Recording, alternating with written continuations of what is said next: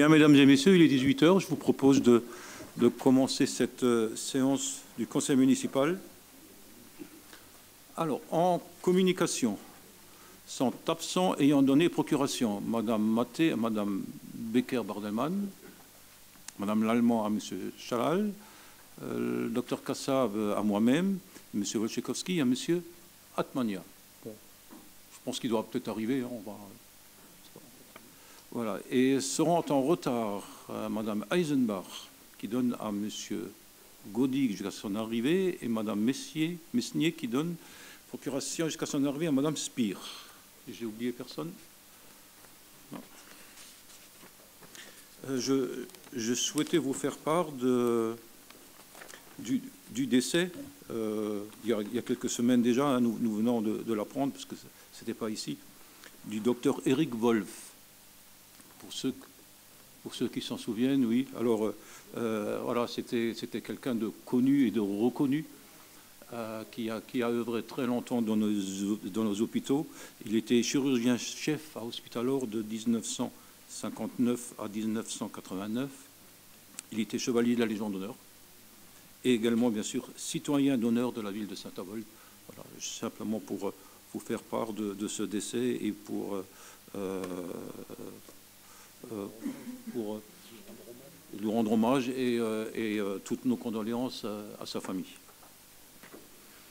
En communication, je tenais également à vous faire part un petit peu des suites de notre école Frisch qui nous donne bien des soucis. Qui nous donne bien des soucis. Ah, M. Atmania arrive. Ah, tout excusé. On vient de démarrer. Donc, je parlais de l'école Frisch et de son devenir, éventuel devenir. Les premiers sondages, les premiers contrôles nous ont amenés à délocaliser l'école à la Carrière pour un temps indéterminé. Les seconds sondages qui n'ont pas été faits dans le bâtiment, mais on a élargi un petit peu dans un périmètre plus large du bâtiment pour être certain qu'il n'y a pas d'autre instabilité autour, de façon à savoir si... alors, ce qu'on sait déjà, c'est que l'école, elle est inutilisable, qu'elle est bonne à être détruite. Et la vraie question aujourd'hui, c'est est-ce qu'on reconstruit sur place ou ailleurs? Donc, nous attendons les derniers éléments, Monsieur le Directeur, pour la fin de l'année, je pense. Fin du mois, là, à la fin du mois, dans quelques jours, qui vont nous permettre de prendre une décision. Alors, pour anticiper un petit peu, c'est-à-dire si jamais ce n'est pas reconstructible sur place, nous avons déjà pris la tâche avec le président de la communauté d'agglomération pour savoir s'ils étaient vendeurs de Webhelp, et on pourrait à ce moment-là, parce qu'il faut trouver un lieu, assez grand au centre-ville, parce qu'il faut rester au centre-ville ou très proche du centre-ville, où on pourrait remettre les enfants le plus vite possible. Alors le plus vite possible, c'est bien sûr en fonction des différentes contraintes qu'on a aujourd'hui dans les marchés publics, dans la fourniture de matériaux. Donc voilà, on a une première approche financière de l'achat, on a une première approche financière des travaux, ce qui nous permet de réagir très rapidement dès qu'on aura les informations, si on va vers la voie rue de Manges ou on resterait à Frisch. Ce sera peut-être l'occasion aussi de réfléchir, et avec l'éducation nationale, de créer un grand groupe scolaire. J'entends par là de réunir, mais là il faudra encore voir. On est sur un délai approximatif, si tout va bien, à une rentrée, si ça se fait là-haut. Si c'est à Frisch et qu'on reconstruit, ça sera peut-être plus long encore, mais on serait sur une rentrée 2025 au mieux. Donc, c'est au mieux 2025. Et on aura le temps, si on choisit la rue de Manges Webhelp, de voir avec l'éducation nationale, avec les enseignants et les parents, s'il ne serait pas plus intéressant de regrouper dans un groupe scolaire également les deux écoles maternelles qu'on a au centre-ville. Ce qui nous permettrait d'avoir un vrai groupe scolaire avec le nombre d'élèves. Alors, si je l'ai, on a le nombre d'élèves? Je l'ai dans le dossier. C'est bon? Ah, là, c'est en jaune. Alors, Friche, 183 élèves. On y rajoute les tanneurs, 57 élèves, plus la maternelle ronde, 53 élèves. Donc, vous voyez, ça fait beaucoup d'élèves sur un point. Ce qui est une bonne chose, hein, si on veut un petit peu rationaliser les coûts, et ce qui nous laisse à penser que la cantine serait peut-être bien mieux à être construite à côté de ce groupe scolaire pour éviter les déplacements des enfants. Donc voilà, la réflexion est lancée. On vous associera bien sûr, hein, aux avancements, mais en tout cas, voilà un petit peu les perspectives. Oui, on a un AMO qui travaille sur le dossier parce que plus vite on va, mieux on tiendra les délais qui est 2025 pour la rentrée scolaire. Voilà pour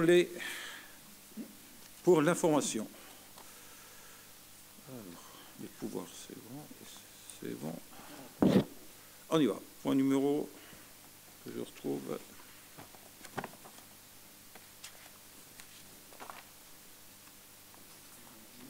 Alors, point numéro 1.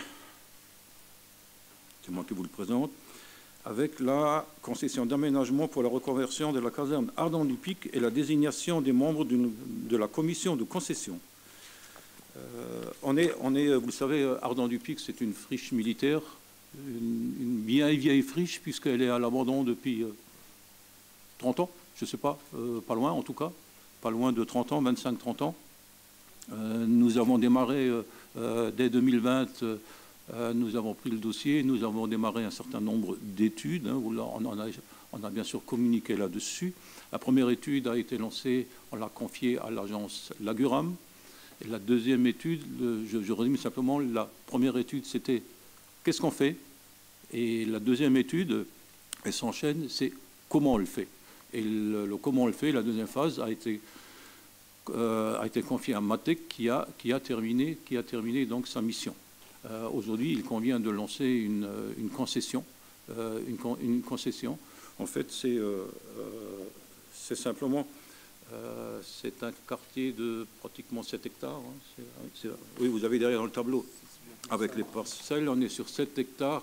Et le but, c'est bien sûr de recréer un nouveau quartier avec des habitats divers et faire en sorte qu'on y retrouve un équilibre financier.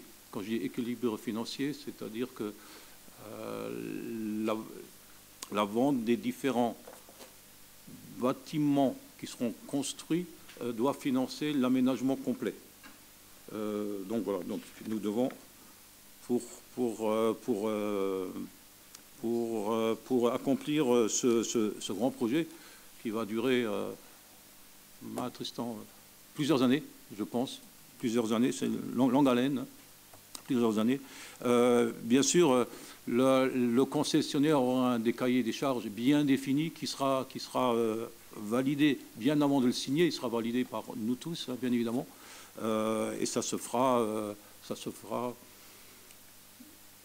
comment je pourrais dire, en toute transparence. Hein. Alors on avait, si vous vous souvenez, on avait une première version de l'Agoram qui donnait un certain nombre de logements et d'habitants. Ouais, c'était pas. Hein, on a écouté les élus, hein, on a écouté le comité de quartier, on a écouté des personnes et on a largement demandé à l'Aguram à Matec, pardon, de revoir à la baisse la densification et de faire en sorte qu'on y retrouve quand même un équilibre financier. C'est chose faite. Donc maintenant c'est concrètement. Hein, il faut aller chercher des investisseurs, il faut aller chercher un certain nombre de cabinets d'architecture et tout ça, bien sûr, on va le confier au concessionnaire. Et pour cela, il faut créer, pour suivre le dossier, bien entendu, il faut créer une commission de concession. Et donc voilà, je vous demande... Donc il y a alors, je vous propose, il y a un certain nombre de personnes à voter et il y a des personnes à voix consultative. Voilà. Alors c'est un vote à bulletin secret, donc ça fera prendre un petit peu de temps. Il y a, pour la liste Saint-Avold Ensemble, il y a 4 candidats plus 4 suppléants. Il y a des membres de voix consultative. Je vous propose le comptable public, le représentant de la DDCRF et l'assistant de maîtrise d'ouvrage. Pour la liste Saint-Avold d'Ensemble, je propose, en tant que titulaire, M. Hildirim, M. Elfenstein, Mme Becker,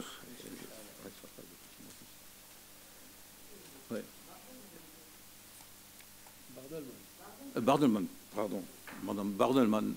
Mme Bardelman. Non, c'est trompé. Et on a une femme. Et Mme Schweitzer, si elle en est d'accord. Oui. Ah, elle est en suppléante. Alors, on va mettre Mme Schweitzer en titulaire et on va mettre Mme Malaman en suppléante. Donc en suppléante, Mme Malaman, M. Brem, M. Herbimo et Mme Lindauer en suppléante. Pour la liste Unie pour Saint-Avold. Oui, Monsieur le maire. Je me présente en tant que candidate titulaire et Madame Stelmazik en tant que suppléante. Voilà. Très bien. Juste une petite question avant qu'on vote.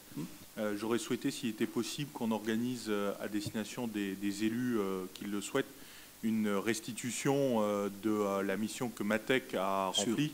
Je pense que c'est essentiel pour les élus qui seront membres de la commission de concession et c'est utile aux travaux du Conseil dans sa globalité. Oui, on le fera comme on l'a fait pour la Guram. Bien sûr, oui.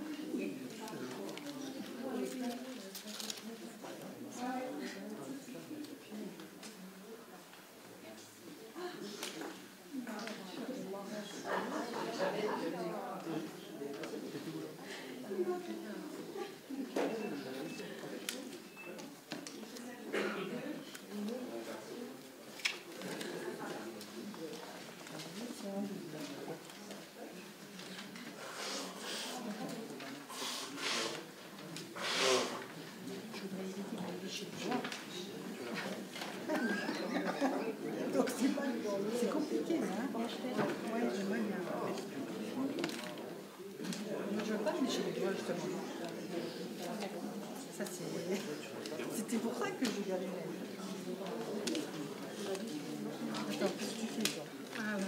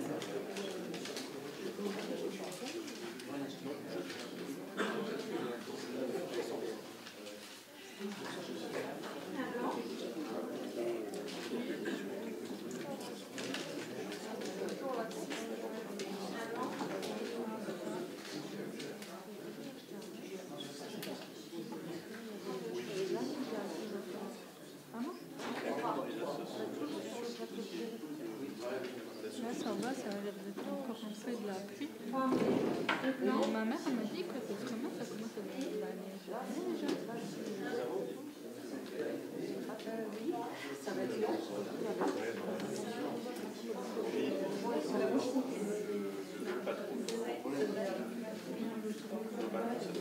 Pas trop.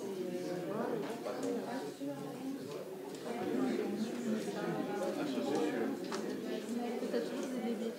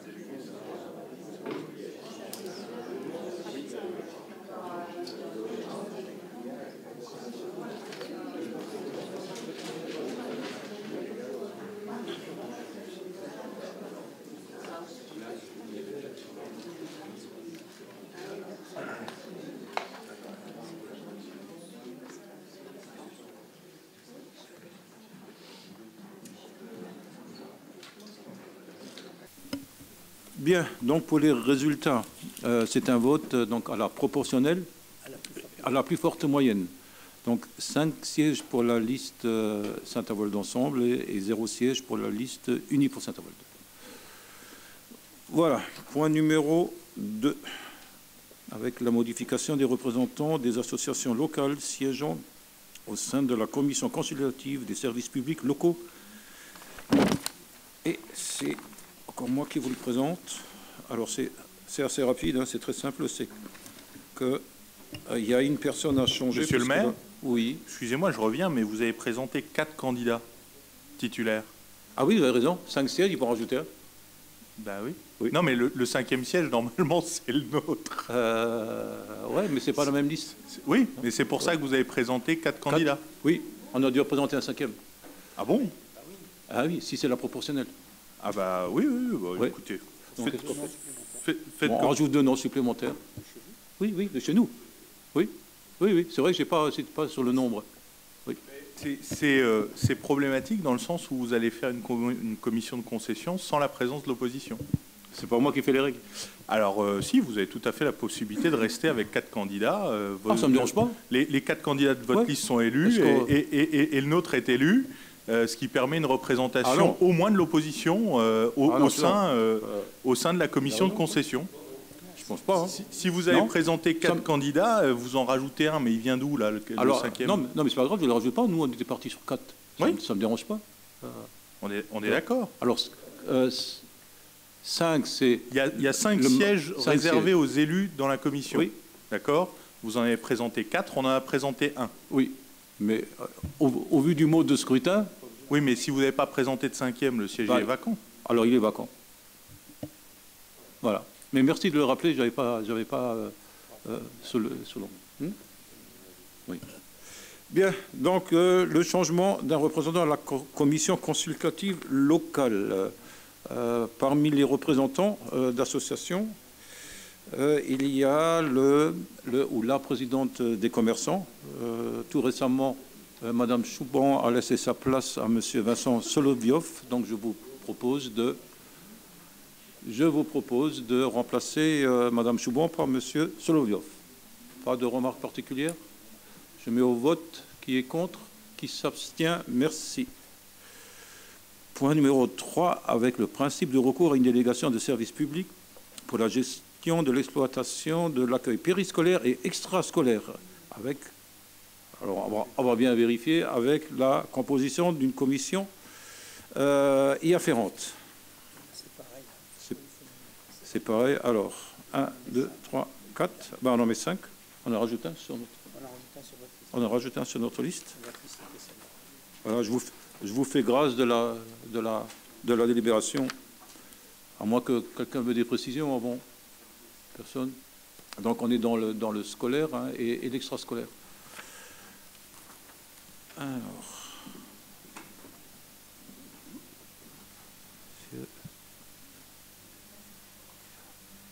Proportionnel au plus fort reste, ce coup-ci.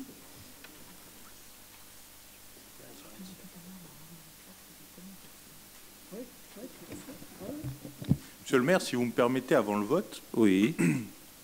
Je suis désolé, mais pour moi, il y a quand même un problème de fond là, qui va se répéter de façon persistante. Je le répète, vous avez fait élire une commission uniquement avec des représentants de la liste majoritaire. Oui. On est bien d'accord. On est sur un projet qui est un projet qui va impacter la ville bien au-delà de votre mandat. La pluralité, c'est important. Et là, on va se retrouver dans le même cas de figure. Je rappelle que le principe même de passer par une délégation de service public, c'est aussi un sujet sur le périscolaire. Hein. Parce que on est tout à fait d'accord. Oui, oui. Et donc, à partir de ce moment-là, il y a deux problématiques. La première, c'est le principe de la délégation de service public pour l'accueil périscolaire qu'actuellement nous exerçons en régie. Et le deuxième sujet, c'est effectivement le contrôle de la mise en œuvre de cette délégation de service public par le conseil municipal avec une représentation qui illustre la pluralité des opinions du conseil. Oui. Donc si à nouveau on se retrouve dans la même situation, ça va être problématique. Hein. Alors on est légèrement différent sur le mode de scrutin, c'est au plus fort, alors que tout à l'heure on était à la proportionnelle. Ouais, mais ça fait un. Mais encore une fois, je ne peux pas changer les règles. On est obligé de les appliquer, sinon vous allez encore vouloir me rappeler à l'ordre. Alors, on est bien d'accord. Je vous rappelle juste à la nécessité d'entendre les opinions.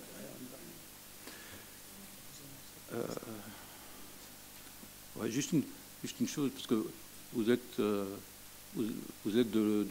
la liste 2 à voter, alors vous vous retrouvez dans une situation un peu délicate aussi avec la procuration. Mais voilà. Voilà. Allez, alors, on en met combien? C'est 5. Hein. 1, 2, 3, 4, 5. Ouais. Alors, pour la liste Saint-Avold d'ensemble, je vous propose Madame Spire, Madame Schweitzer, Madame Messiné, Monsieur Vecchio et Madame Malaman.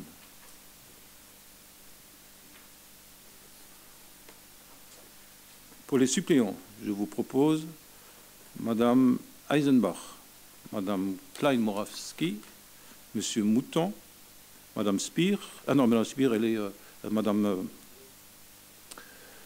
Guérin et Madame Becker. Voilà. Pour la liste Unis pour Saint-Avold. Monsieur Atmania et Madame Stelmazik. Très bien.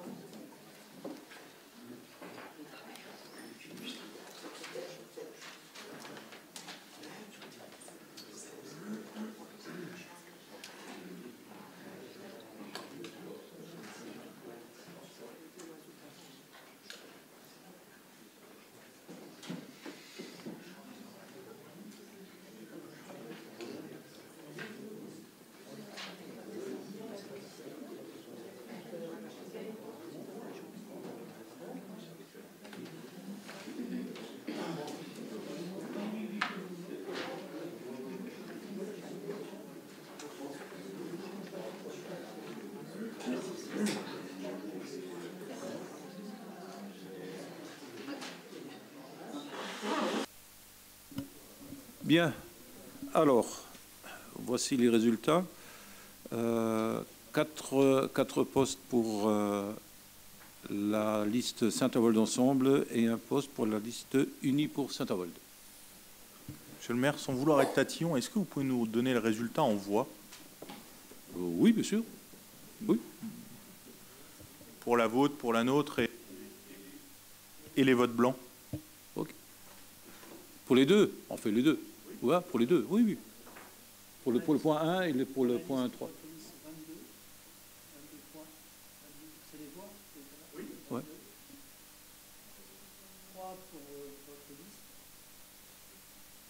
Et 3 dont il y a 2 bulletins, un blanc et un bulletin dans la liste. Donc il est libre. Voilà.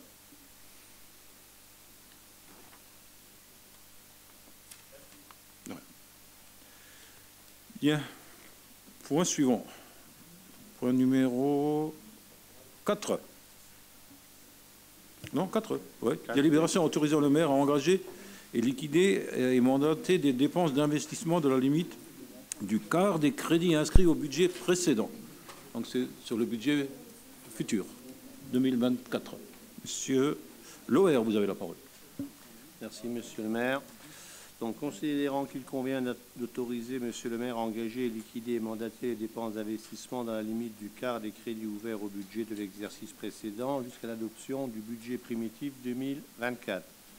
Le conseil municipal, après en avoir délibéré, décide d'autoriser le maire à engager, liquider et mandater les dépenses d'investissement dans la limite du quart des crédits ouverts, hors reste à réaliser au budget principal de l'exercice 2023 dans l'attente de l'adoption du budget primitif 2024.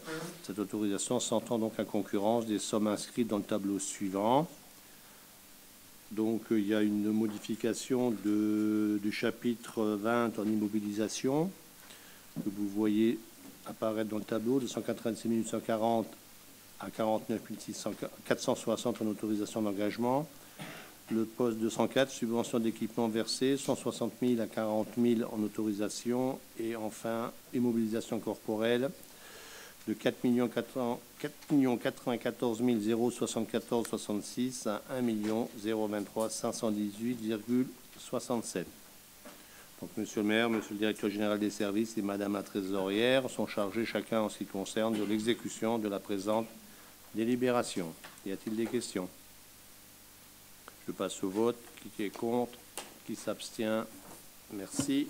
Merci, monsieur Loher. Point suivant, vous gardez la parole pour la procédure budgétaire et comptable des rattachements des charges à produits à l'exercice. Voilà, donc les délibérations qui vont suivre sont en fait des opérations d'ordre en préparation du budget 2024. Donc, celle-ci, par souci d'efficacité, donc à l'instruction qui accepte le principe pour faire l'objet d'aménagement lorsque les charges et produits à rattacher ne sont pas susceptibles d'avoir une incidence significative sur le résultat de l'exercice.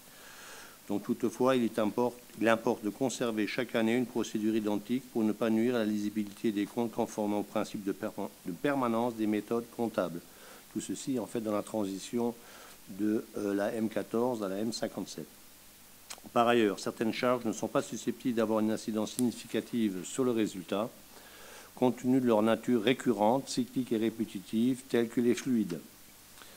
Ainsi, aussi, il semble opportun de ne pas procéder au rattachement de ces dépenses. Aussi, afin d'optimiser le coût de gestion administrative et comptable des rattachements, il vous est proposé de fixer par la présente délibération le seuil des rattachements de charges. Ceci étant exposé, on vous propose en fait de rattacher des charges et produits inférieurs, de ne pas rattacher des charges et produits inférieurs à 500 €. Y a-t-il des questions? Je passe au vote. Qui est contre? Qui s'abstient? Merci. Merci. Le point suivant, point numéro 6, concerne également les finances avec le budget primitif prévisionnel 2023 et décision modificative. Monsieur Lauer. Considérant la nécessité de modifier le budget primitif 2023 de la ville afin de réajuster les besoins du financement au fonctionnement et en investissement, considérant que les dépenses imprévues puissent intervenir avant la fin de l'exercice, il vous est proposé d'opérer au virement des crédits suivant la liste qui figure derrière cette délibération. Y a-t-il des questions? Je passe au vote. Qui est contre? Qui s'abstient? Merci. Merci. Point suivant concerne le même principe, mais pour le budget du centre culturel. C'est ça, donc exactement la même chose pour la liste qui figure derrière la première page. Y a-t-il des questions? Oui, juste une remarque.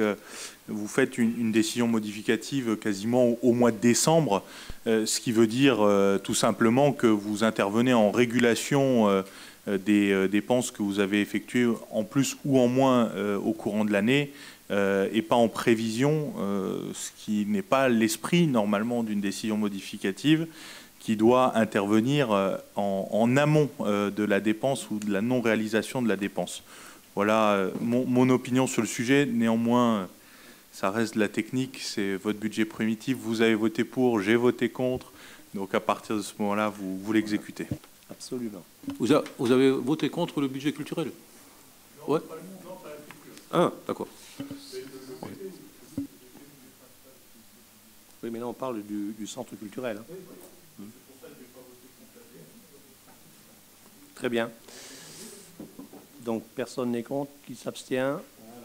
Merci. Merci. Point suivant avec l'adoption du règlement budgétaire et financier. Alors, pour faire court, en fait, ça, c'est ce passage, encore une fois, que j'ai énuméré tout à l'heure.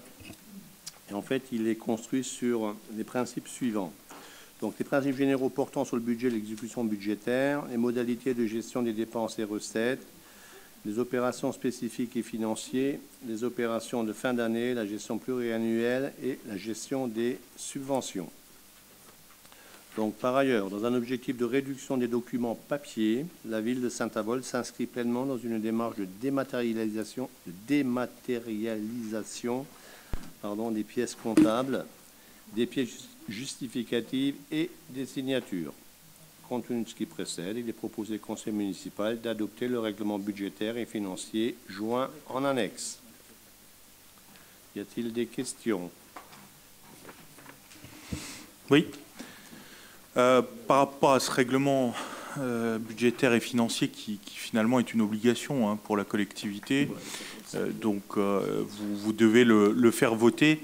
Je regrette simplement qu'il n'y soit pas fait mention d'une étape budgétaire qui me semble importante, qui est le recensement des besoins. Pour moi, le fonctionnement en termes de préparation budgétaire, puisque vous évoquez les choses au stade du ROB, doit prévoir une phase de recensement des besoins de la collectivité et cette phase, pour moi, doit figurer dans le rapport, dans le règlement budgétaire et financier de la collectivité. Ça me paraît important. C'est comme ça qu'on commence. Le recensement des besoins, c'est quelque part la liste des besoins de la collectivité pour l'année à venir et au-delà, qui permet d'anticiper au mieux les dépenses, de prévoir, de rationaliser aussi. Et dans un document qui va servir à réglementer la préparation du budget municipal, ça me semble important de le faire figurer. Bien, juste, voilà, les grandes lignes de nos dépenses, on les connaît. La préparation du budget est en cours par les services financiers. Et une des grandes lignes, c'est de continuer et peut-être, on va espérer, au moins terminer les dettes qui n'étaient pas connues, hein, les dettes qu'on a découvertes. Donc ça, voilà. Monsieur Lauer, vous avez parlé. Il est peut-être difficile de les prévoir. En fait, ils se résument à peu près. Maintenant, ils sont connus à peu près, oui, à hauteur de à peu près 5 millions d'euros. Hein, donc depuis le début du mandat, depuis ce qu'on a découvert, on somme ça à 5 millions d'euros. Voilà, encore d'autres questions? Vous n'avez pas répondu à ma question. Moi, je vous ai parlé d'un recensement des besoins, qui est un recensement des choses dont la collectivité a besoin, notamment pour établir la liste des marchés publics à lancer au cours de l'année à venir ou des années suivantes. Je le répète, c'est un point important en matière de préparation budgétaire. Donc voilà, vous faites votre petite remarque, c'est bien. Je vous rappelle que vous étiez membre et adjoint aux finances de cette équipe, donc c'était votre responsabilité de contrôler les finances de la ville. Donc soit vous avouez que vous l'avez mal fait ou pas fait, soit que vous étiez incompétent. Bon, voilà, vous en faites la démonstration vous-même. On en revient à nouveau, monsieur Atmania. Vous êtes égal à vous-même. Je ne pense pas, parce que si vous connaissez bien votre tête de liste, vous parleriez autrement. Voilà. Ou alors vous le protégez. Voilà. Allez, on va passer au vote. Je ne sais pas en quelle année vous êtes né. Si vous êtes né après 2001, oui. Bon, allez, je passe au vote. Qui est contre? Qui s'abstient? Merci. 2 abstentions. Alors, le point numéro 9, avec les règles et durées d'amortissement pour le budget principal et budget annexe, nomenclature M57 et M4. C'est encore moi. Donc, on est toujours sur le budget d'amortissement donc principal et les budgets annexes. Voilà, donc annexes. Donc, nomenclature M57 et M4. Donc, en fait, on vous communique dans la délibération une liste détaillée par nature comptable de la durée d'amortissement que nous soumettons à votre approbation.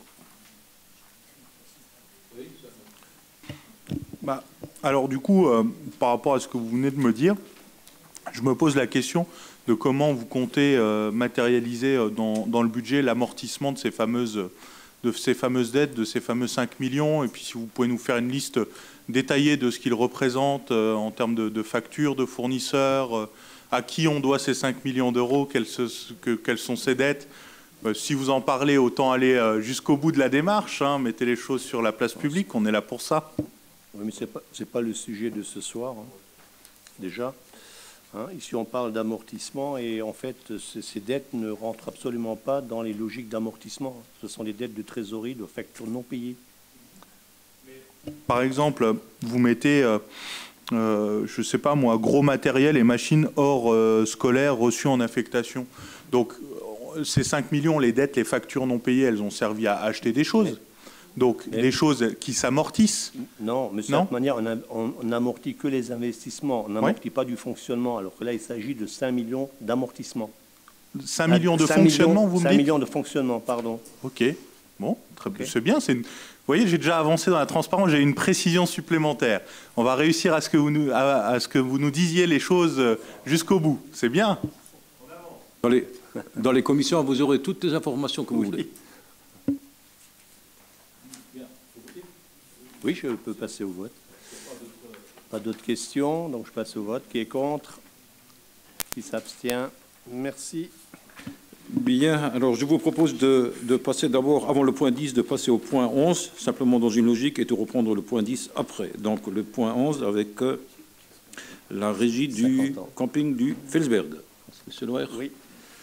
Donc, compte tenu de l'attribution d'une subvention exceptionnelle non prévue au budget primitif, il vous est proposé de voter la décision modificative ci-après. Donc, chapitre 77, article 7741, plus 11 000 euros. Et chapitre 011, article 6061, plus 11 000 euros. Y a-t-il des questions? Je passe au vote. Qui est contre? Qui s'abstient? Merci. Merci, Monsieur Lauer. Alors, donc, le point numéro 10, avec la subvention exceptionnelle pour le Felsberg. Donc, suite à la crise énergétique, les factures des fluides du camping, le Felsberg, vont évoluer de manière exceptionnelle, ou plutôt exponentielle. À ce titre, il vous est proposé d'accorder à la régie et Centre international de séjour, le Felsberg, une subvention exceptionnelle d'un montant de 11 000 euros. Les crédits sont prévus au budget primitif depuis le vote de tout à l'heure de 2023. Des questions? Je passe au vote. Qui est contre? Qui s'abstient? Merci. Merci. Point suivant qui concerne les finances, mais la subvention, donc le versement d'une avance pour notre amicale du personnel. C'est Madame Guérin qui a la parole.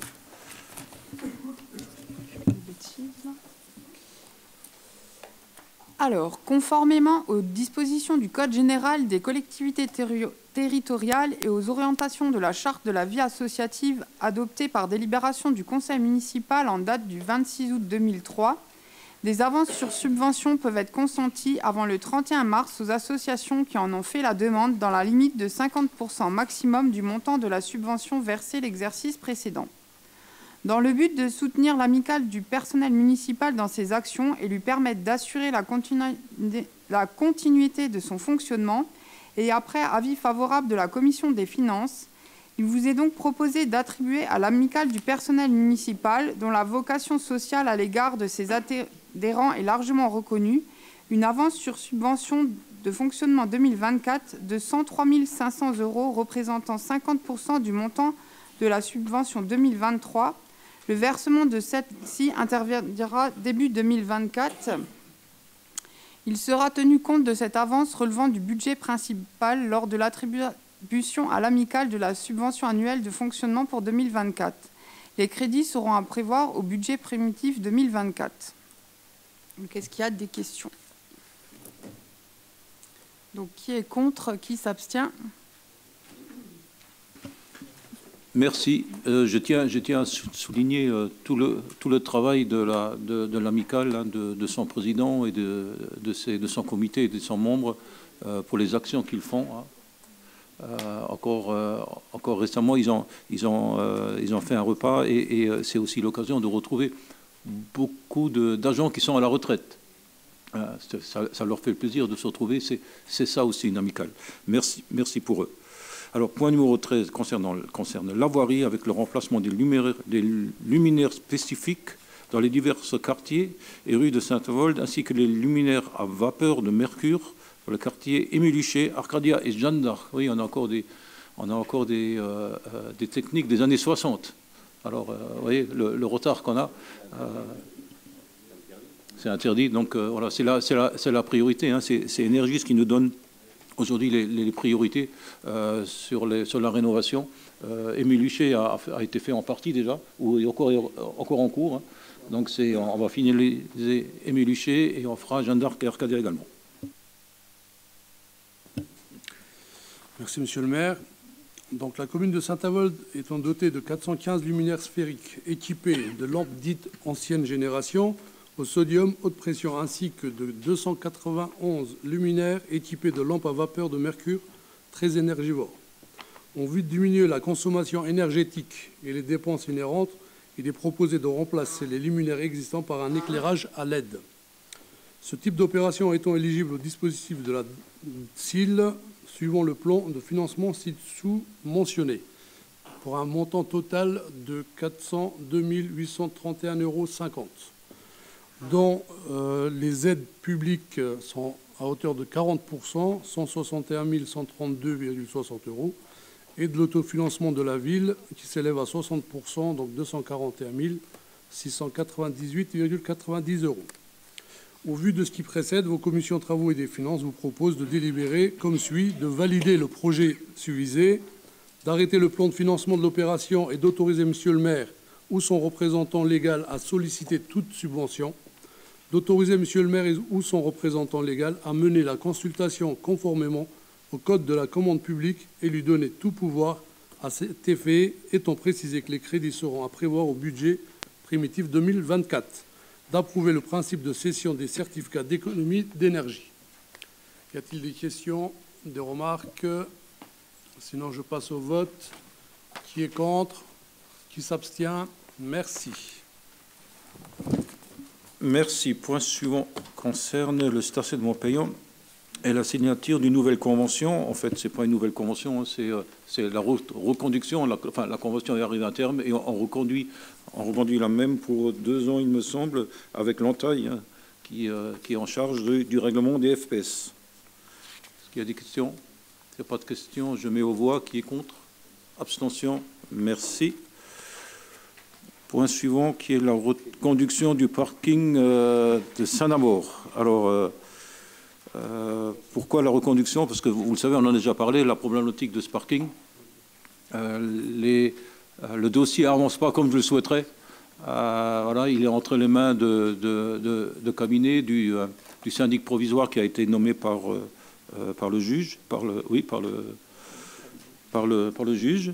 On est en train de finaliser la fin de toutes les factures non payées ces dernières années pour qu'on quantifie ce que chacun a payé au tantième et pas sur une autre formule comme le pensaient certains.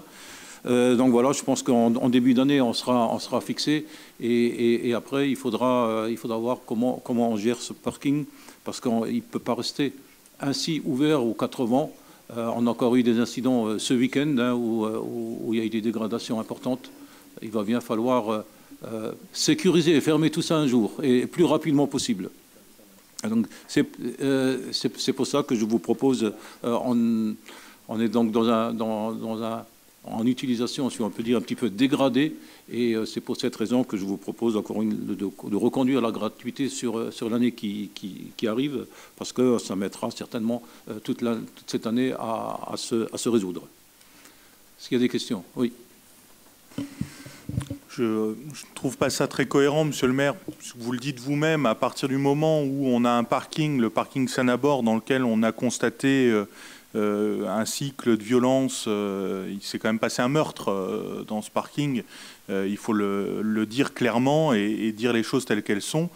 C'est soit on considère qu'il y a un danger à le fréquenter, auquel cas il faut en interdire l'accès de façon complète, soit on considère qu'il n'y a pas de danger à le fréquenter ou qu'il y a un danger modéré à le fréquenter, et auquel cas la mesure de gratuité elle me paraît étrange, en dehors d'une volonté liée aux festivités, par exemple, de vouloir je dirais aider le commerce par du parking gratuit, mais en dehors de ça, pour moi, c'est une mesure incohérente. En dehors de la gestion du parking lui-même, dont vous avez déjà maintes fois parlé et sur laquelle je me suis exprimé aussi en vous demandant de prendre des actions concrètes. Soit vous le rachetez, soit vous vendez les parts de la ville à un opérateur privé, mais on ne peut pas rester dans cet état. En tout état de cause, vous avez la possibilité déjà d'agir en installant un minima des caméras de vidéosurveillance à l'entrée et à la sortie de ces parkings sur la voie publique. Ça serait déjà le minimum syndical pour assurer une visibilité claire par rapport aux faits de violence que vous évoquez vous-même, et je regrette qu'on soit simplement sur une mesure de gratuité qui ne règle pas les problématiques d'insécurité que vous évoquez. Alors, on est dans une copropriété On est bien d'accord. Si une décision est prise de fermeture, il faut... Alors, il y a deux solutions. Soit c'est la police du maire et il y a effectivement un danger extrême. Et à ce moment-là, je prendrai la responsabilité en tant sur la police du maire. Autrement, si on est sur un dysfonctionnement, et là on est sur un dysfonctionnement, j'ai demandé un premier pas, c'est qu'on ferme déjà une entrée. C'est fait, les choses vont mieux. Et puis je veux le dire que j'ai annoncé cette fermeture lors d'une réunion des copropriétaires qui s'y sont opposés. Ils y sont opposés. Alors si on le ferme complètement, il y a un certain nombre de conventions qui existent et qui sont entre des propriétaires et notamment par exemple la communauté d'agglomération. Voilà, dans des négociations, on a vendu des places dans ce parking. Enfin, on n'a pas vendu, on a mis à disposition gratuitement des places dans ce parking. Ce n'est qu'un exemple. Donc voilà, si les copropriétaires sont d'accord, et je peux vous le dire que lors de la fermeture partielle, ils n'étaient déjà pas d'accord.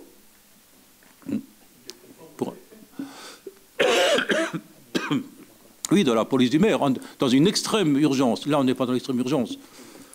Mais c'est là où, monsieur le maire, je suis désolé, mais c'est là où je ne vous comprends pas. C'est-à-dire que vous évoquez un cas d'extrême urgence qui vous a amené à fermer une entrée. Cette entrée, elle demeure fermée aujourd'hui.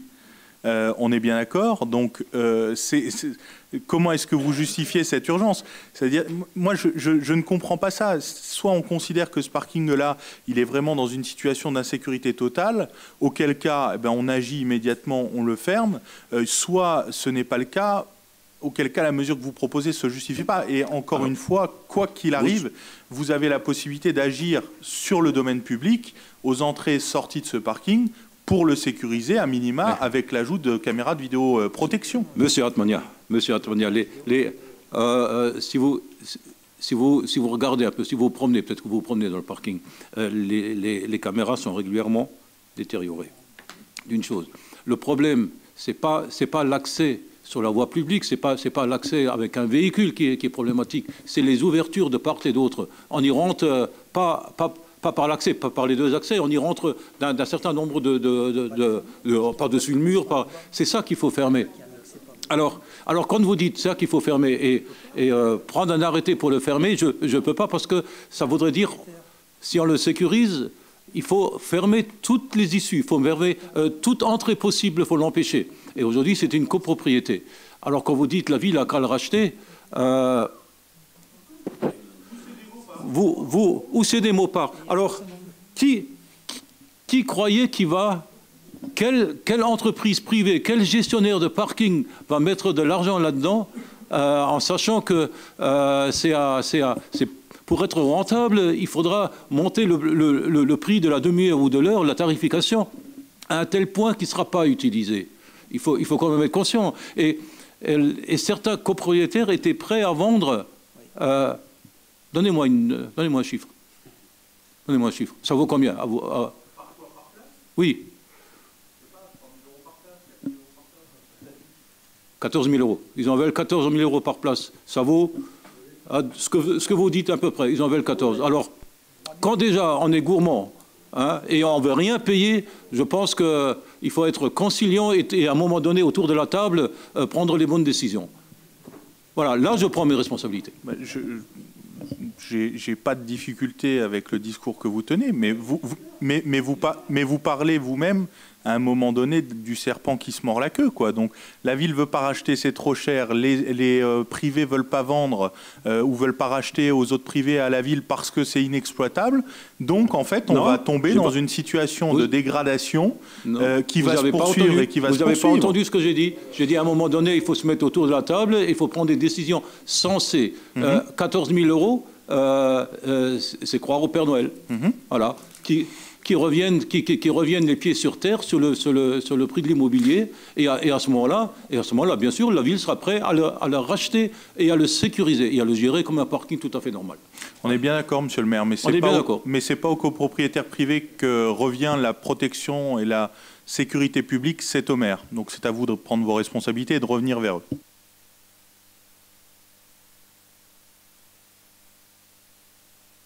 Bon, oui, monsieur Elfenstein. Oui, moi je voudrais juste dire une chose. Les copropriétaires n'ont jamais mis la main à la poche. Ils n'ont jamais rien payé. Pour l'instant, c'est que la ville qui a payé et qui a mis la main à la poche. Là aussi, ça suffit. Hein. Je pense que M. Lang, M. Boyer se sont assez gavés là-dessus aussi. Alors, il y a un troisième copropriétaire, enfin, on est quatre avec la ville, hein, le troisième paye. Le troisième paye. Ouais. Alors, on a des soucis avec deux. Bien, mais moi j'ai bon espoir. Alors, je ne sais plus maintenant, on a voté ou pas? Alors, je mets au voix. Qui est contre? Abstention. Merci. Point suivant. Alors, voilà. La vidéoprotection, oui.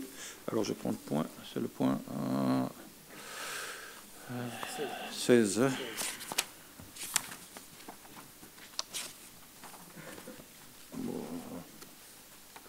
Point 15, le point 16. Oui, donc suite aux violences qu'on a connues au fin juin et début juillet, un certain nombre, 6 caméras ont été détruites. Et l'État s'est engagé à bien sûr participer au financement du remplacement de ces caméras. Donc voilà, la délibération consiste à m'autoriser à signer auprès du préfet. Les dossiers sont de la préfecture, les dossiers sont déjà envoyés. Hein, on parle d'un montant de 80% de l'aide qui représente 18 100 € pour un montant total hors taxe de 22 626 €. Voilà, et de m'autoriser à signer les documents. Est-ce qu'il y a des questions? S'il n'y a pas de questions, je mets aux voix. Qui est contre? Abstention? Merci. Point suivant, qui concerne la reconduction du dispositif petit déjeuner dans les écoles des quartiers prioritaires pour l'année 2023 et 2024. Monsieur Mouton, vous avez la parole. Merci René. Dans le cadre de sa stratégie de prévention et de lutte contre la pauvreté adoptée depuis 2018, le gouvernement prévoyait d'encourager dans les écoles primaires situées dans les quartiers en difficulté sociale la distribution de petits déjeuners. Ce dispositif, déjà mis en place dans nos écoles, dans les quartiers prioritaires de la ville, a participé à la réduction des inégalités alimentaires pour le premier repas de la journée. La ville de Saint-Avold souhaite, dans le cadre de sa politique d'éducation, renouveler son soutien à la proposition du ministère de l'Éducation nationale pour la reconduction du dispositif pour l'année scolaire 2023-2024. Il concernera donc 440 élèves des établissements du Vennec et de la Carrière. Cela représentera la fourniture et la préparation de 440 petits déjeuners une fois par semaine pendant 20 semaines. Le coût d'un petit déjeuner est estimé à 1,50 €. La dépense pour l'année scolaire 2023-2024 s'élèverait à 13 200 €. Le ministère s'engage à contribuer sur la base d'un forfait par élève de 1,30 €. Cette participation de l'État fera l'objet du versement d'une subvention d'un montant de 11 440 €. Les crédits seront inscrits au budget primitif 2024 en dépenses au chapitre 011 251 60 623 et en recettes au chapitre 74 251 74 718. Il est proposé au conseil municipal d'autoriser monsieur le maire ou son représentant à signer la convention si annexée pour la mise en œuvre de ce dispositif. Y a-t-il des questions?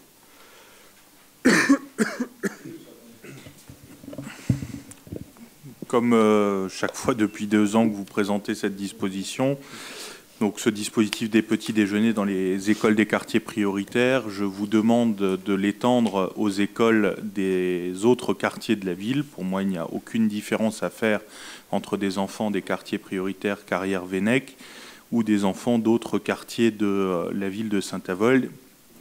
Je suis intervenu et on a discuté avec nos collègues en commission des finances. Je pense qu'il y a tout à fait possibilité de trouver face à des problématiques qui peuvent être logistiques ou de personnel ou d'organisation de ce service des solutions auprès des associations avec lesquelles la ville travaille pour mettre en œuvre cette opération sur l'ensemble des écoles de la ville. Le coût reste modéré et je pense que voilà, il y a un certain nombre de quartiers, la paupérité de nos enfants ou de certaines familles ne se limite pas aux quartiers prioritaires. Et donc je trouve ça, encore une fois, problématique de limiter cette opération à 5 écoles, même si c'est bien de le faire pour elles. Ce n'est pas le sujet. Je suis d'accord avec vous et je ne sais pas si vous vous souvenez, lorsqu'on a, c'était en 2021, quand on a la première délibération, 2020, 2021. C'est en place depuis 2 ans déjà. Oui, c'est ça. J'étais le premier à faire cette remarque. Il est vrai que depuis, on a reconduit sur ces quartiers-là, et j'ai demandé au service de me donner les informations qui donnent les éléments qu'il faudra avoir pour prendre une décision. Vous l'avez dit, hein, c'est la logistique, c'est le personnel et c'est le coût. Donc dès qu'on aura les éléments là et que le tout est aligné, qu'on a les moyens, qu'on a ces 3 moyens-là, eh bien oui, on prendra une décision. Mais je partage votre remarque. Si vous me permettez, monsieur le maire, je me réjouis que vous soyez de mon avis. Après, je regrette tout de même que, comme je le disais, cette remarque, je l'ai faite également la première année, je l'ai faite la seconde, je le refais aujourd'hui. Je pense que la commande aurait pu être passée à nos services pour être en capacité d'étendre le dispositif plus vite que ça. À partir du moment où on a une année d'exercice plein sur 5 écoles, on voit le fonctionnement qui correspond sur une école et on devrait avoir la possibilité de quantifier sans trop de difficultés les moyens nécessaires pour le mettre en place sur les autres. Donc j'espère véritablement que en novembre ou en octobre 2024, nous nous réunirons pour voter un dispositif pour l'ensemble des écoles de Saint-Avold et pas que certaines. On va passer au vote. Qui est contre? Qui s'abstient? Merci. Merci Olivier. Le point suivant concerne des subventions de haut niveau attribuées aux associations sportives pour l'exercice 2023. C'est Madame Mesnier qui nous présente le point. Merci. Après l'avis favorable des commissions des sports et des finances, il est proposé au conseil municipal d'octroyer une subvention pour le soutien au sport de haut niveau au titre de l'exercice 2023. Le critère adopté pour le calcul de l'aide est basé sur la participation des clubs sportifs au championnat de France durant la saison sportive 2022-2023. Il est précisé que seules les compétitions hors Grand Est sont considérées. Un forfait applicable à chaque athlète et pour un entraîneur est utilisé pour la prise en charge des frais, à savoir 15 € pour l'hébergement, 2 € pour un petit déjeuner, 6 € pour un déjeuner, 6 € pour un dîner et 40% des frais de péage et de carburant. Les subventions représentant un montant total de 1 590 € sont calculées après les examens des justificatifs transmis par les associations, entre autres les convocations et les résultats aux compétitions. Donc, au niveau du tableau de présentation, donc 3 associations sont concernées. Il y a l'association sportive du lycée Poncelet, avec une subvention accordée de 630 €, la TGA la Naborienne pour une subvention de 300 € et le club de rugby pour une subvention de 660 €. Les crédits sont prévus au budget primitif 2023 sous l'imputation budgétaire 67 401 65 74, aide aux associations sportives. Y a-t-il des questions? Oui. Pas de questions, juste une remarque. Je pense qu'il faut quand même revoir urgemment le barème pour la participation de la ville au niveau de la prise en charge, même si pas vocation à prendre en charge la totalité des coûts, mais 2 € pour un petit déjeuner, 6 € pour un déjeuner, ça reste faible considérant le contexte inflationniste. Je pense qu'il serait peut-être important de jeter un coup d'œil sur ce barème.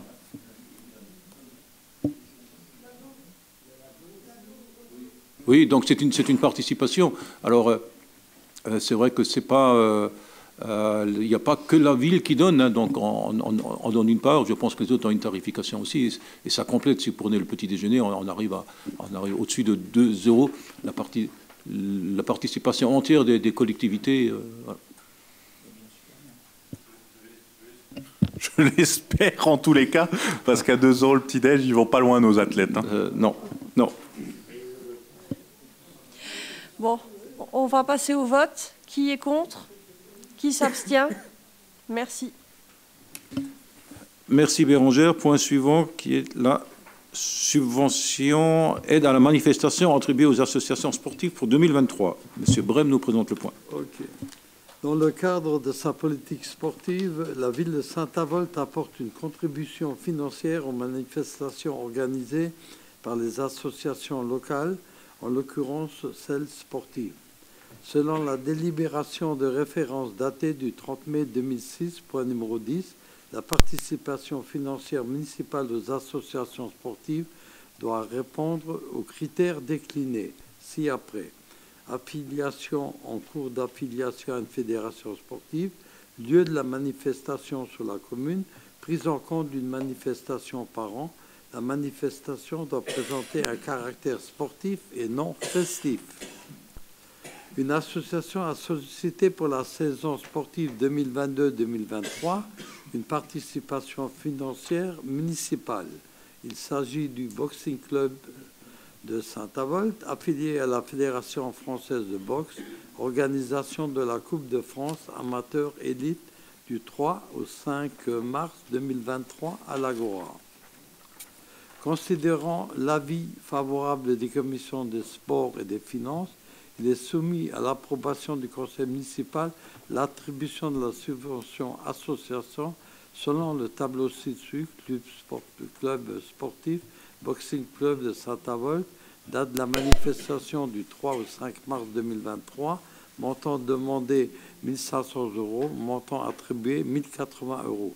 Les crédits sont prévus au budget primitif 2023 sous l'imputation budgétaire 75 401-65-74 aide aux associations sportives. Y a-t-il des questions? S'il n'y a pas de questions, on passe au vote. Qui est contre? Qui s'abstient? Adopté à l'unanimité. Merci. Merci. Le point suivant, encore des subventions. Avec la participation financière à l'association sportive de Jeanne d'Arc et de Huchet pour les frais d'entretien des installations des périphéries du terrain. J'ai demandé au service, on en a parlé avec Madame Spire, j'ai demandé au service pour l'année prochaine de revoir les critères, en fait les tarifs, parce qu'on est encore sur des anciens critères et une ancienne tarification qui ne correspondent pas du tout aujourd'hui avec le coût de la vie et le coût des matériaux et matériels qu'ils doivent acheter. Voilà, Madame Spire, vous avez la parole. Vu la délibération du conseil municipal en date du 28 septembre 2009, point numéro 9 relative aux conventions signées respectivement les 12 et 14 octobre 2009, entre la ville, le Huchet Athletic Club et l'association sportive de Jeanne d'Arc, engageant les deux clubs à assurer l'entretien courant des installations, à savoir le terrain, les abords, le clubhouse et les vestiaires. Vu les modalités d'attribution pour la participation financière, à savoir valorisation du bénévolat calculé sur la base de 9,12 € correspondant au SMIC horaire net en vigueur, fonctionnement sur 45 semaines à raison de 8 heures hebdomadaires, montant plafonné à 3 000 €. Frais d'entretien de l'exercice en cours justifiés par des factures établies respectivement au nom des associations, montant plafonné à 2 500 €. Considérant l'avis favorable des commissions des sports et des finances et après examen des dossiers transmis par les deux associations sportives, il est proposé au conseil municipal d'autoriser le versement de la participation financière répartie comme suit: à l'ASJA 3 000 € et au HAC 3 000 €. Les crédits nécessaires sont inscrits au budget primitif 2023 sur l'imputation budgétaire 65/412-65-74. Y a-t-il des questions? Je ne participera pas au vote, moi, puisqu'on fait partie du staff de Jeanne d'Arc. Oui. Pour ce qui est pour le Jeanne d'Arc. On passe au vote. Qui est contre? Qui s'abstient? Merci Virginie. Point suivant concerne encore le sport avec le tennis club et la participation financière aux frais de fonctionnement. Et c'est Madame Eisenbach qui nous présente le point. Merci Monsieur le maire. Par délibération en date du 12 décembre 1991, point numéro 7, et 4 juin 1998, point numéro 10, 29 janvier 2006, point numéro 16, le conseil municipal acceptait le principe de participer annuellement aux frais d'entretien et de fonctionnement des tennis couverts dont la gestion a été confiée au tennis club de Saint-Avold par convention en date du 20 novembre 2009. Ladite convention a été complétée par l'avenant numéro 1 du 3 janvier 2012 modifiant l'acte numéro 2 relatif à la prise en compte de 4 nouveaux cours de tennis extérieur. Au but des justificatifs transmis par le TEXA, les frais engagés durant l'année civile 2022 sont déclinés ci-dessous. Consommation eau, électricité, gaz, 7 969,25 €. Acquisition des matériaux, réparation et entretien des installations, assurance, 4 323,74 €, pour un total de 12 292,99 €. Considérant l'enveloppe budgétaire affectée à cette participation financière municipale pour un montant maximum de 15 000 €, considérant l'avis favorable des commissions sport et finances, il est proposé au conseil municipal de verser au tennis club de Saint-Avold la participation financière aux frais de fonctionnement et d'entretien des équipements des tennis couverts à la hauteur de 12 300 €. Les crédits sont inscrits au budget primitif 2023 sous l'imputation 65/4121-65-74 tennis. Y a-t-il des questions? On passe au vote. Qui vote contre? Qui s'abstient? Merci. Merci. Alors, point suivant, concernant encore des subventions aux associations sportives des établissements scolaires pour l'exercice 2023. C'est Bérangère qui nous présente le point. J'en ai sauté un? Ah, je suis allé trop loin. Beaucoup trop loin, oui. Ah, le point 22. Je vais trop vite. Le point 22 avec l'école d'équitation, pardon, et la participation financière aux frais de fonctionnement. Et c'est Madame Spire qui présente. Par délibération en date du 13 janvier 1994, point numéro 11, le conseil municipal a accepté le principe de participer annuellement aux frais d'entretien et de fonctionnement du centre équestre, dont la gestion a été confiée à l'école d'équitation de Saint-Avold par convention du 16 novembre 1984. Cette convention a été modifiée par avenant en date du 22/12/98 en attribuant à l'école d'équitation la mission de gardiennage des lieux par une personne désignée par elle. Au vu des justificatifs transmis par l'école d'équitation de Saint-Avold, les frais engagés durant l'année civile 2022 sont déclinés ci-dessous. Je vous laisse prendre le tableau. Considérant l'enveloppe budgétaire affectée à cette participation financière pour un montant maximum de 20 000 €, au vu des justificatifs transmis par l'association, la subvention pour l'exercice en cours est répartie comme suit. Montant de l'aide attribuée pour les frais d'entretien, facture 14 948,91 €. Montant représentant le coût du logement de fonction du gardien, 5 051,09 €. Considérant l'avis favorable des commissions des sports et des finances, il est proposé au conseil municipal d'attribuer à ladite association la participation financière de 20 000 €. Les crédits nécessaires sont inscrits au budget primitif 2023 sous l'imputation budgétaire 65/4142-65-74 centre équestre. Y a-t-il des questions? On passe au vote. Qui est contre? Qui s'abstient?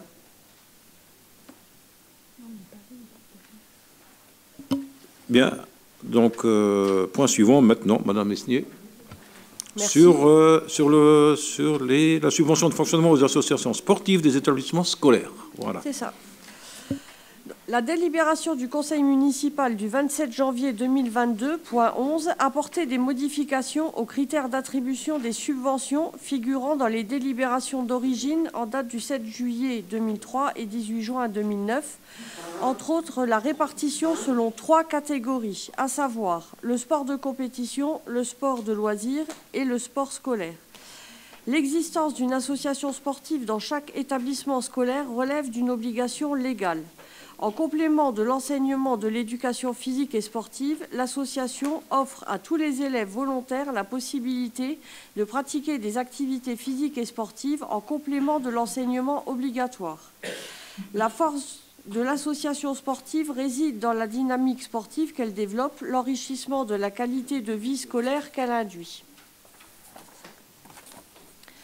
Considérant que ces associations présentent un intérêt certain reconnu par la collectivité après l'étude des demandes de subventions formulées par les établissements scolaires. Considérant l'avis favorable des commissions des sports et des finances, il est soumis à l'approbation des membres du conseil municipal l'attribution de subventions de fonctionnement pour l'exercice 2023 aux associations sportives des établissements scolaires ci-dessous. L'UCEP, Fédération de sport scolaire de l'école primaire française, 400 €. L'UXEL, Fédération française de sport scolaire de l'enseignement privé, 200 € pour le collège Sainte-Chrétienne, 200 € pour le lycée Sainte-Chrétienne.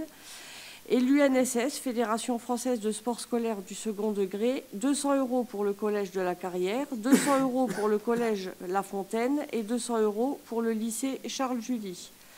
Les crédits sont inscrits au budget primitif 2023 selon l'imputation budgétaire Chapitre 65-401, article 65-74, subventions de fonctionnement aux associations et autres. Y a-t-il des questions? On va passer au vote. Qui est contre? Qui s'abstient? Merci.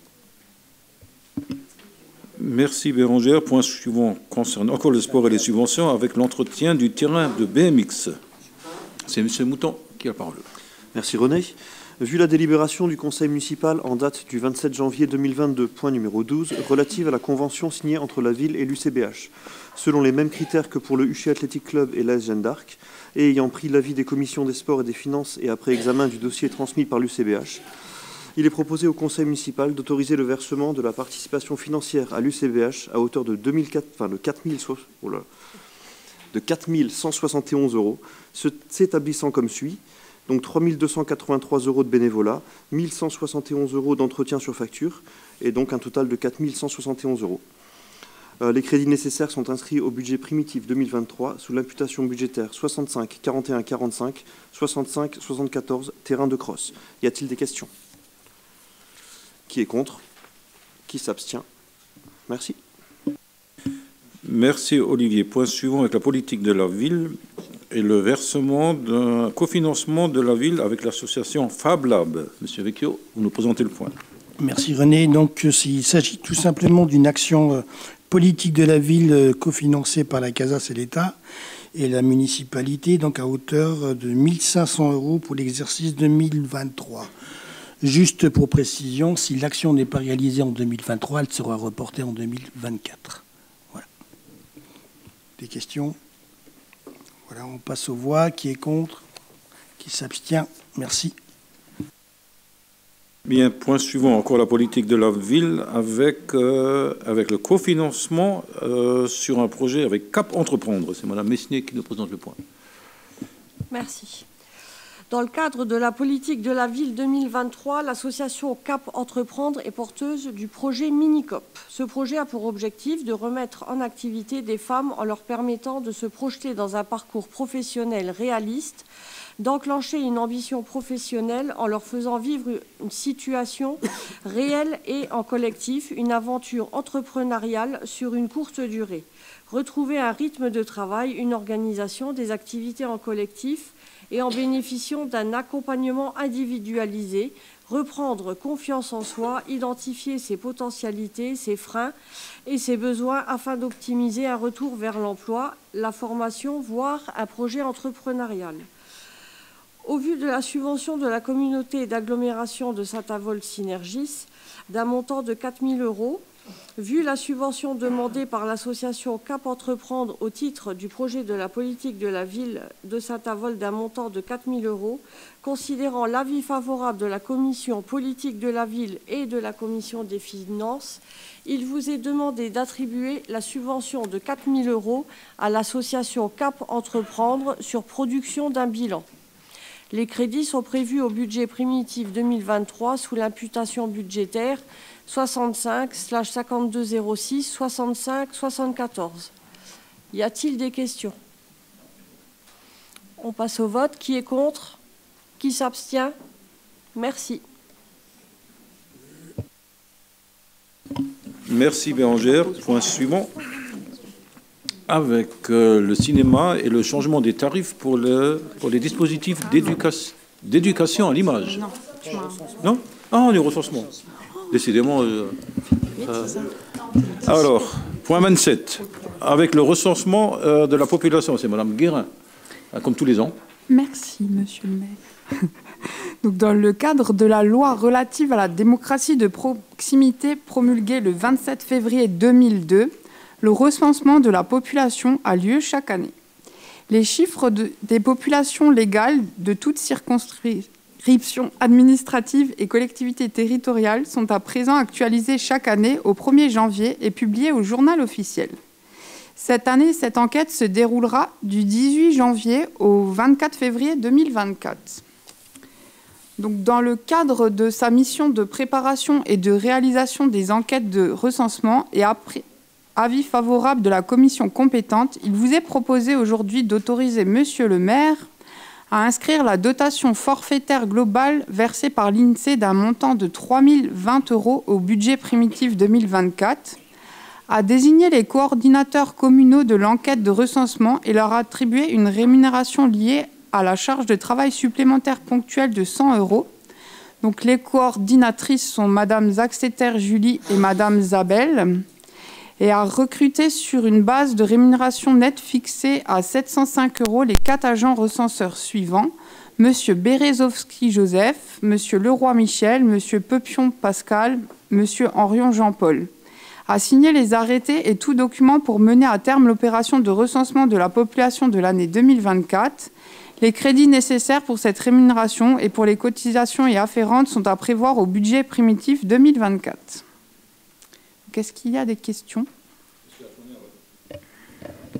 Pas de questions. Je voulais simplement remercier nos agents recenseurs qui font un travail pas facile et ô combien important pour la ville, je pense. Donc, je voulais d'une part les remercier et demander, comme toujours, à nos habitants de leur réserver le meilleur accueil dans leur mission pour la ville de Saint-Avold.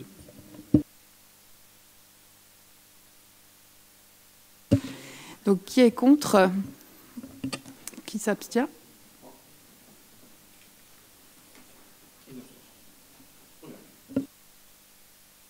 Merci, Madame Guérin. Point suivant, avec maintenant le cinéma et le changement de tarif. Madame Schweitzer, vous avez la parole. Merci, Monsieur le maire. Le cinéma François Truffaut adhère au dispositif d'éducation à l'image Allons enfants, maternelle, école, collège et lycéens au cinéma, organisé par la Ligue de l'enseignement de la Fédération des œuvres laïques de la Moselle, depuis l'année scolaire 2003-2004.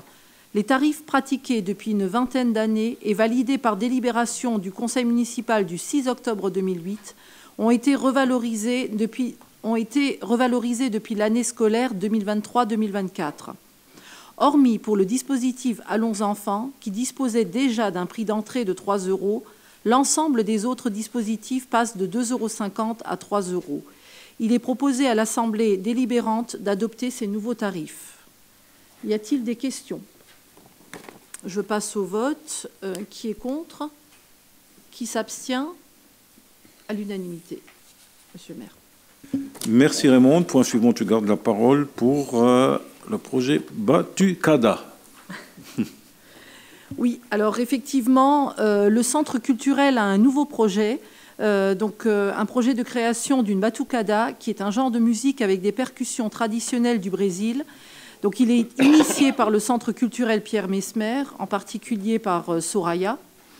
150 élèves de la maternelle au lycée vont bénéficier de cours par un professionnel à partir de janvier 2024 jusqu'en juin, et 2 concerts seront alors organisés les 15 et 21 juin 2024. Les crédits budgétaires 2023 du Centre culturel Pierre Mesmer permettent de faire l'acquisition des percussions pour un montant hors taxe de 20 600 €. Les 3 000 € qui serviront à rémunérer le professeur intermittent du spectacle seront prévus au budget 2024.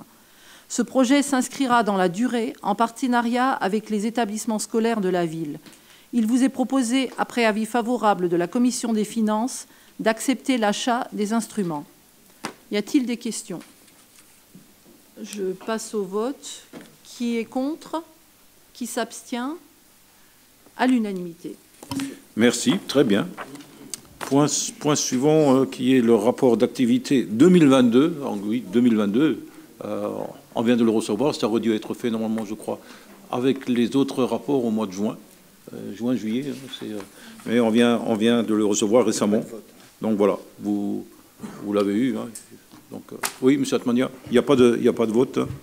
Je sais, Monsieur le maire, mais je tenais juste à dire que pour un rapport d'activité d'une communauté d'agglomération, 20 pages, j'enlève la page de garde, la page arrière, il reste 18 pages à l'intérieur, 12 photos de Coscarella. Ce n'est pas un rapport d'activité, c'est de la propagande. Voilà. Il faudra lui dire à lui. Très bien. Alors, point suivant. Point numéro 31, avec une demande de subvention exceptionnelle de l'Association des Amis de la Peinture de Saint-Avold et environ. C'est Madame Becker-Bardelman qui nous présente. Merci, Monsieur le maire. La commission municipale de la culture soumet à l'approbation de l'Assemblée une demande de subvention exceptionnelle émanant de l'Association des Amis de la Peinture et environ. Tous les ans, l'association organise une exposition de grande envergure à la salle des congrès qui génère beaucoup de monde.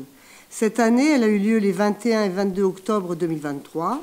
Cette subvention servirait à couvrir les frais afférents à l'organisation et notamment au coût de location de la salle. Après avis favorable de la commission, il vous est proposé de verser la somme de 500 €.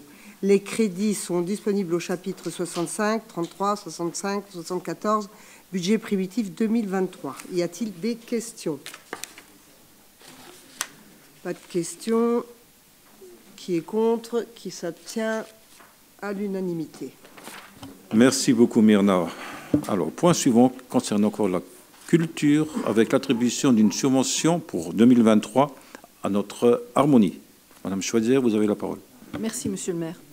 La Commission municipale des finances soumet à l'approbation de l'Assemblée le vote d'un complément de subvention de fonctionnement de 2 800 € au bénéfice de l'harmonie de Saint-Avold. Pour rappel, une subvention de fonctionnement de 6 000 € lui a déjà été octroyée, ainsi qu'une subvention d'équipement de 2 000 €. Ce complément doit permettre de participer aux frais relatifs à la rémunération du chef d'orchestre pour le dernier trimestre 2023. Les crédits sont prévus au budget primitif 2023 sur les comptes 65/3112-65-74 et 65/33-65-74. Y a-t-il des questions? Je passe au vote. Qui est contre? Qui s'abstient? À l'unanimité. Merci Raymond. Donc, Monsieur Vecchio pour le point qui concerne l'association des donneurs de sang de Saint-Avold et l'attribution d'une subvention de fonctionnement pour 2023. Merci René. Je ne vais pas tout vous lire. C'est donc l'association des donneurs du sang qui demande une subvention à hauteur de 500 € qui équivaut donc aux différentes activités qu'ils réalisent sur la collectivité, telles que le Téléthon, Brioche de l'Amitié, le Nabored. Compte tenu de ce qui précède, après l'avis favorable de la Commission des finances, il est demandé aux membres du conseil municipal l'approbation et le versement d'une subvention à hauteur de 500 € à l'association Donneurs de sang de Saint-Avold. Question? Qui est contre? Qui s'abstient? Merci. Bien, merci Gaëtan. Dernier point qui concerne la direction générale avec une demande de protection fonctionnelle du maire. Pour ce point-là, je quitte la salle et je laisse le premier adjoint présenter le point. Merci, Monsieur le maire. Est-ce que vous revenez ou... Non, je ne reviens pas. Non, je suis le dernier. Bon. Je ne reviens pas là, mais je reviens au prochain conseil. Ok. Allez, au revoir, bonne soirée. Alors, je ne vais pas vous lire le cadre juridique ni les modalités. Par contre, je vais quand même vous lire les faits. Donc, en date du 28 juillet 2022, un agent municipal a engagé un recours en excès de pouvoir à l'encontre de la décision prise par le maire de mettre un terme à son détachement sur l'emploi de gardiens brigadiers pour des motifs tirés de l'intérêt du service, notamment du fait de dysfonctionnements multiples. L'autorité territoriale rappelle également avoir agi dans l'objectif de mettre un terme à ces dysfonctionnements sans pour autant d'être inscrite dans une démarche de sanction. Néanmoins, l'agent conteste cette décision qu'il considère comme un excès de pouvoir et une discrimination syndicale à son encontre. Il vous est proposé d'accorder à M. René Steiner la protection demandée et la réparation qui en résultent tant pour la procédure de première instance, d'appel et le cas échéant de cassation sans préjudice d'une éventuelle action récursoire ou en restitution de la part de la ville de Saint-Avold, en fonction des décisions de justice à venir. M. Steiner a choisi de confier sa défense à Maître Étienne Couronne, avocat au barreau de Metz. Maître Couronne a présenté une lettre de mission par laquelle il a indiqué un tarif horaire pour ses prestations qui s'élève à 250 € hors taxe, auquel s'ajoutent des frais de dossier, 10%. Le montant prévisible des frais et honoraires de ce professionnel du droit a été évalué par ce dernier à 5 214 € TTC. À ces honoraires doivent s'ajouter le droit de plaidoirie de 13 € non soumis à la TVA. Ces honoraires sont conformes aux pratiques tarifaires généralement observées dans la profession d'avocat. Vu le Code général des collectivités territoriales, et notamment les articles 21, L2123-34 et -35 et -33, vu le décret numéro 2017-97 du 26 janvier 2017, relative aux conditions et aux limites de la prise en charge des frais exposés dans le cadre d'instances civiles ou pénales par l'agent public ou ses ayants droit, vu l'avis de la Commission Finances et Ressources humaines, je vous demanderai de voter pour accorder la protection fonctionnelle à M. René Steiner. Des remarques, des questions, M. Atmania? Oui, bon, alors d'une part, je ne participerai pas au vote, tout simplement parce que je considère que cette affaire, comme je l'ai déjà fait sur d'autres demandes de protection fonctionnelle, ne me concerne pas. Cela oppose le maire à un agent. Néanmoins, la décision que vous allez prendre va gréver une nouvelle fois les finances communales, hein, quel que soit le résultat d'ailleurs de la procédure qui est engagée par l'agent en question à l'encontre du maire. En plus de ça, vous avez décrit un processus qui peut être long, hein, avec appel, cassation, et qui peut, une fois encore, aller au-delà du terme du mandat en cours, et donc du mandat du maire, et donc qui engage les finances de la collectivité pour la suite. Je le regrette, c'est une affaire supplémentaire, une affaire de plus, une fois encore opposée à un agent ou un ancien agent de la collectivité. Voilà, je ne peux que le regretter, et une nouvelle fois, je vous prierai de noter que je ne prends pas part au vote. Merci, M. Atmania. D'autres remarques? Pas de questions. Je soumets au vote. Qui est contre? Qui s'abstient? Merci. J'en profite pour lever la séance. Merci, bonne soirée.